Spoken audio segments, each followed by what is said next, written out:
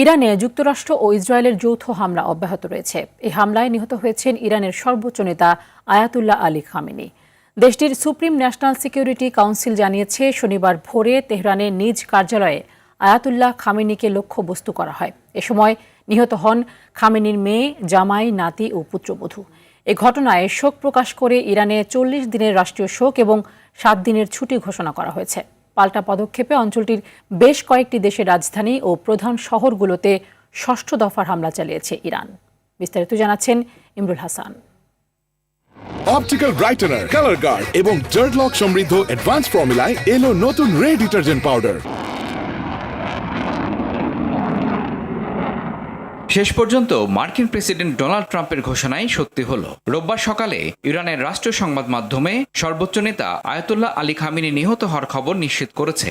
The Wall Street জার্নালের প্রতিবেদনে বলা হয়েছে, ইসরায়েল ও যুক্তরাষ্ট্র ইরানের সর্বোচ্চ নেতা আয়াতুল্লাহ খামেনি ও তার শীর্ষ উপদেষ্টাদের লক্ষ্যবস্তু করার বিরল সুযোগের অপেক্ষায় ছিল। এর আগেই শনিবার রাতে মার্কিন প্রেসিডেন্ট ডোনাল্ড ট্রাম্প তার ট্রুথ সোশ্যাল পোস্টে খামেনির মৃত্যুর দাবি করে। ইরানের আধা সরকারি বার্তা সংস্থা ফার্স্ট নিউজ জানিয়েছে, শনিবার ভোরে খামেনিকে তার কার্যালয়ে হত্যা করা হয়। ওই সময় তিনি তার উপর অর্পিত দায়িত্ব পালনরত ছিলেন। শুধু খামেনি নয়, তার বাসভবনে থাকা তার মেয়ে, জামাই, নাতি ও পুত্রবধূ এই হামলায় নিহত হয়েছে। এই ঘটনায় শোক প্রকাশ করে ইরানে ঘোষণা করা হয়েছে ৪০ দিনের রাষ্ট্রীয় শোক ও ৭ দিনের ছুটি।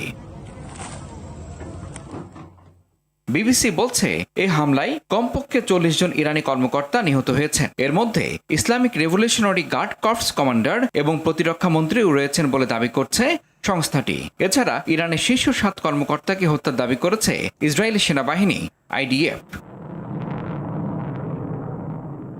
রেড ক্রিসেন্ট বলছে, ইরানে এখন পর্যন্ত ২ শতাধিক নিহত হয়েছে। এর মধ্যে ১০৮ স্কুল শিক্ষার্থীও রয়েছেন।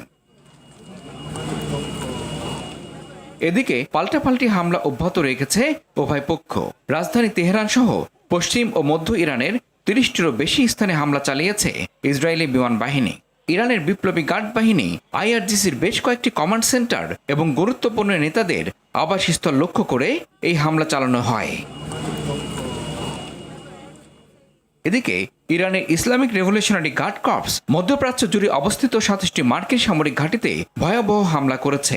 দেশটির রাষ্ট্রীয় সংবাদ মাধ্যম জানায়, যুক্তরাষ্ট্র ও ইসরায়েলি বাহিনীর যৌথ বোমাবর্ষণের পাল্টা প্রতিশোধ হিসেবে এটি ছিল তেহরানের পক্ষ থেকে ষষ্ঠ দফার হামলা।